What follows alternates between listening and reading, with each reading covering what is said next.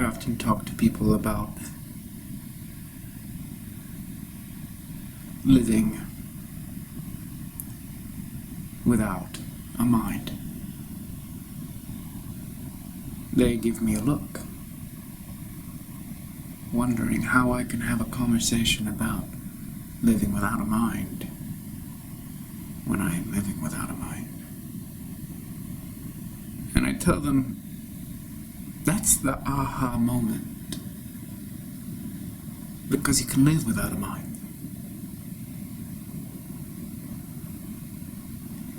It's very difficult for most of us. For example, recently, I have been very challenged to live without a mind because all my friends seem to be collapsed in their minds ever since this COVID thing happened. All of a sudden, everybody's got a mind now, like it's the new thing. Mind is the new black. And while they're quite amused and invested and confused, I'm still here without a mind. Many people think, among my closer associates, that I'm an ignoramus, a colossal clusterfuck, for not having a mind at such a dangerous time, and I tell them it's okay. I didn't have a mind before, I don't have a mind now, and I will not have a mind tomorrow. And this whole mind thing is just not cutting it for me. And of course they look at me, staring blankly in my eyes, looking for signs of life, and I'm like,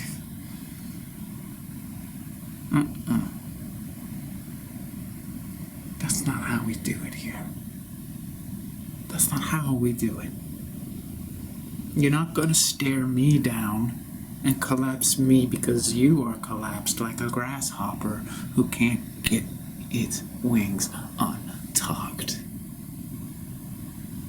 You know the grasshoppers. They're just sitting there scurrying and scampering along the sidewalk.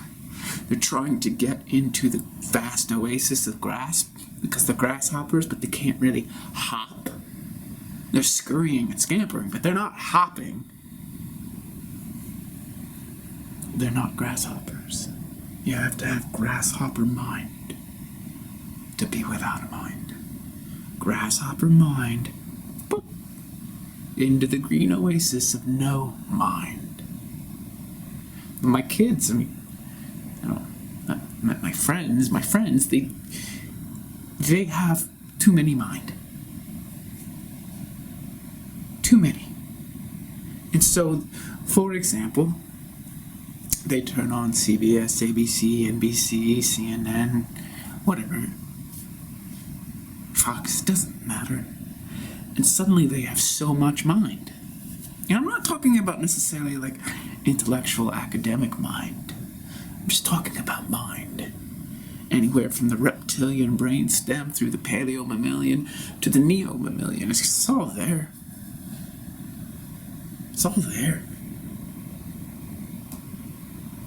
And I used to be savvy before I woke up. I used to take extensive notes at each news hour for every station. Again, ABC, NBC, CBS, CNN, Fox News, all of them. I would read the New York Times, the Washington Post, the Atlantic, all of that stuff. And I would take copious notes. And I'd have long printed out spreadsheets of today's data. And I would come to every encounter to kind of assuage people with various facts and get them into the mold of mind. And it was not a grasshopper then, it was more like a locust. And I wasn't hopping into the green oasis. I was flying into the sky, ready to play the countryside. It was not easy, but I knew my shit.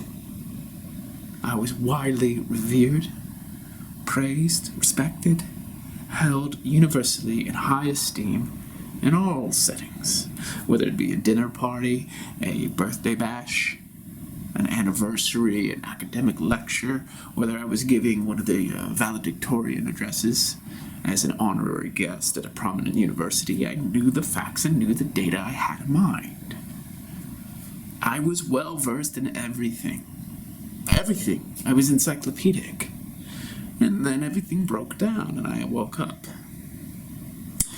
Recently, I've been feeling that kind of black hole, that supermassive black hole fictional pull.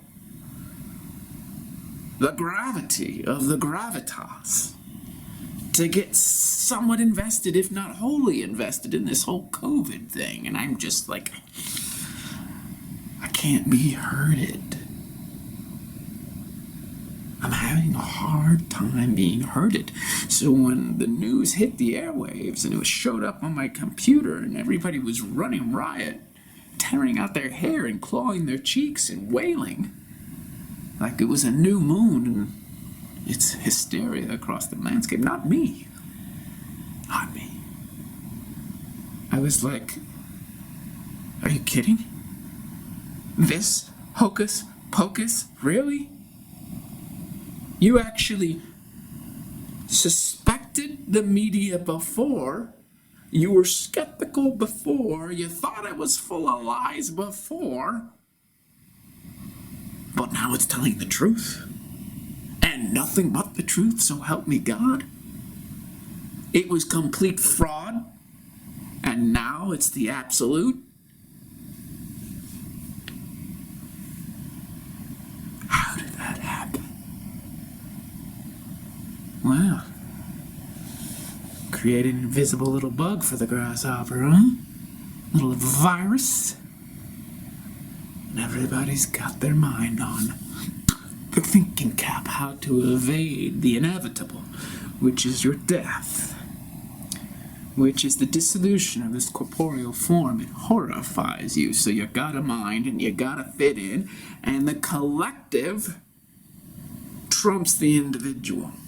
The collective eradicates the individual. So even if I see the fiction of gloves and masks and all that, it's social distancing, I'm suddenly the bad guy. Because I cannot be herded by the media. Everything that was formerly noble and admirable about being an American, for example, it's now heresy. Patriotism is unpatriotic. Free thinking is condemned. You cannot step outside of these lines. You must believe in the virus. And for me, I'm just like,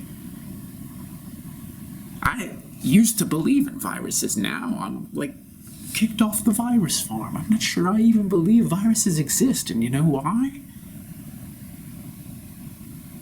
Because people are forcing me to believe in them. I never thought about it before, but I've always been told viruses exist.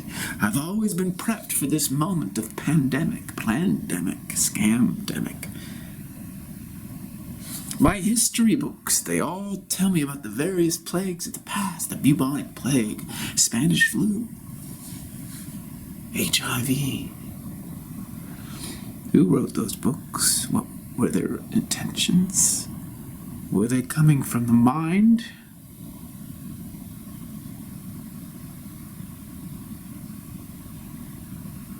I'm having a very hard time with my friends now. They're not really my friends anymore. They sold the farm. Now they're being herded into FEMA camps, and I'm having a hard time putting on the gas mask for the bioweapon that's coming. Second wave. That was the download I got today, the intuition, bioweapon, second wave. Wiping out millions. People got disgruntled and disobeyed the lockdown first wave. They got punished for that. They got punished, but people didn't understand that the more you sheltered in place and the more you covered your face, the more you compromised your immunity, and when then finally you left house arrest. You were a weakened, dilapidated, physiological cretin, and of course you're gonna be spreading things. But then I thought to myself, whoa, I don't even believe in viruses. Poo-poo! Now, I'm not saying that I don't believe in viruses. I'm saying that I don't believe in viruses. I'm saying I don't know what the fuck is going on. I do know that there is massive air sirens scaring me to go underground because of the threat of Armageddon. I'm having a hard time stepping into the underground shelter. I'm listening to the air sirens going off in my mind. And I'm like, I ain't got a mind. So I ain't going into the underground shelter, am I?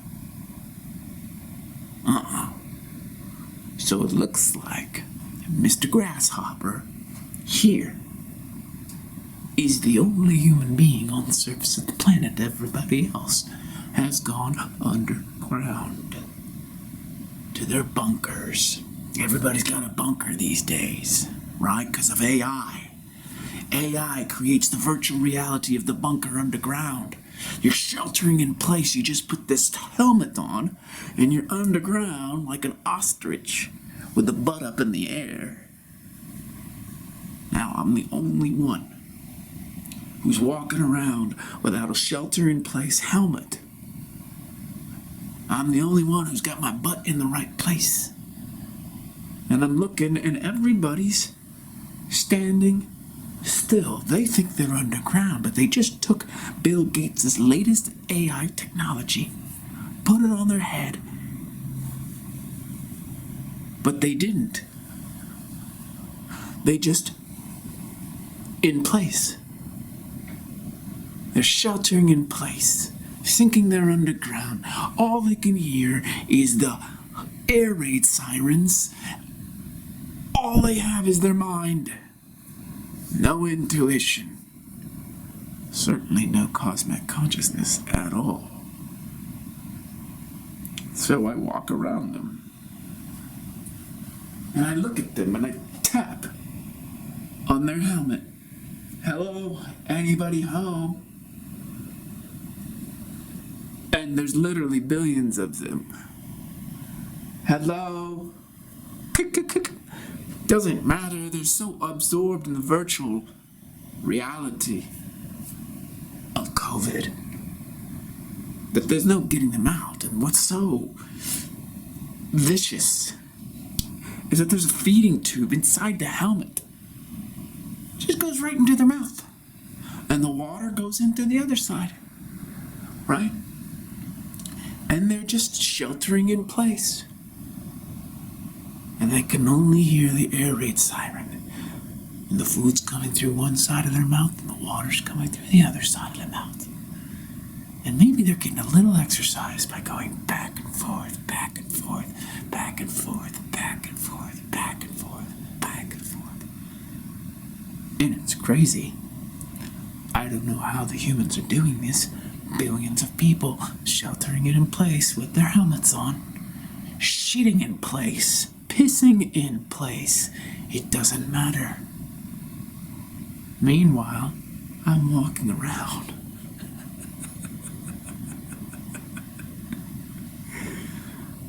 I don't even have a mind. I'm mindless. I've lost my mind. But apparently I'm free. Now, you would think I'm a king in this new environment. There are no restrictions upon me. But the truth of the matter is, I'm so concerned about these billions of humans sheltering in place with their helmets on. I want to wake them all up. And I'm just wondering if the sunrise will be intense enough to shine through the helmet and illuminate them, warm them to the new reality, the great awakening that's coming their way. I can't see anybody else who's free, right? Somehow, I don't know how, but I became immune. I'm not talking about immunity to this or that coronavirus. I can't say that I'm immune to that because I don't know that it really exists. It could just be a fiction. I could die from something someday. This physical body, of course, but what I'm really immune to is being taken over by the mind. Being colonized by the mind. See, that's the problem. These billions of people with their helmets on, their virtual reality landscapes, with the food and the water and the shitting.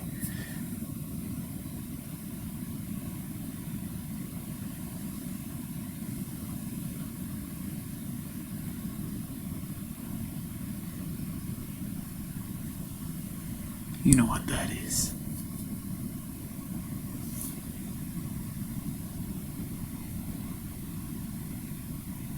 Sucking, leeching, parasitically, siphoning off the top layer of the mind.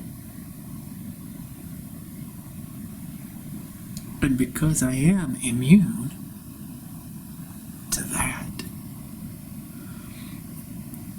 my awakening deepens. It's always deepening. It's like so kaleidoscopically gorgeous. I can just see the entire tentacled highway flowing up from their brains into the sky. Billions of them.